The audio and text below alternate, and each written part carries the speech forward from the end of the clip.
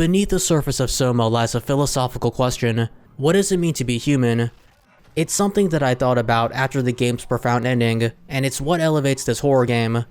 In Soma, you play as a character that has a brain injury. One day you go in for a brain scan by putting a device over your head, but when you take it off, you suddenly find yourself in an eerily dark, decrepit underwater facility filled with ominous AI robots that you have to sneak past. The mystery is intriguing all the way to the end. The game reminded me of sci-fi mystery movies like Sphere and Moon. With Soma, it contains themes of AI and mankind that are thought-provoking. The concept is buoyed by the prospect that science fiction today may not be science fiction in the future. This, along with the philosophical aspect of Soma, is what makes the game more meaningful compared to other horror games. There's moments where you get to choose whether someone lives or dies. The situation you're in is so scary, bleak, and lonesome that death may be a better option than staying alive. I don't know if your choices actually affect the ending, but I did feel sad killing one particular individual. Encountering enemies is tense, especially when you look at some of them, since the screen shakes and becomes glitchy. But there was one particular enemy near the end of the game that felt cheap, since it always seemed to know my location regardless of how stealthy I was. I also had to restart the game one time since it glitched out, but thankfully the checkpoints are so generous that I was only set back a few seconds. Throughout your journey, you'll periodically venture outside underwater facilities as you step foot on the ocean floor.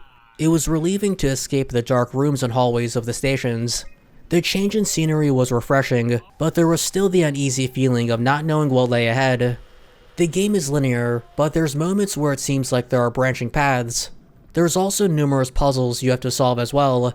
One of them involves obtaining a security code from a person whose consciousness was saved on a data chip. The solution includes a multi-step process of finding the data chip, transferring files to a device from a computer, and searching the person's room for personal information. I was stumped for a couple of minutes, but I was eventually able to solve the puzzle. The majority of puzzles aren't too difficult, but there was one that was obtuse enough that I had to look up the answer online. Even trying to operate control panels was a little confusing, but in a good way. Trying to figure out how they work was actually kind of fun. The elaborate process of having to manually press buttons, turn individual knobs, and pull levers made the game more immersive. Scattered around the world of Soma are notes and audio logs that provide context to what's happening. It's a tiring trope, but I was compelled enough to read and listen to everything to help unravel the mystery. There are some plot holes, however, and the voice acting of the protagonist felt disconnected. It was reminiscent of the Call of Cthulhu Dark Corners of the Earth. Soma was made in 2015, and it shows. The graphics are a bit outdated, but it gets away with it since most of the game takes place in the dark. By the end of the game, you feel like you've been on an arduous journey. The ending hits you hard, and it makes you wonder how you would feel if you were in your character's shoes in real life. Soma is worth getting, and perhaps now is a fitting time to play it, as the danger of AI looms in the real world.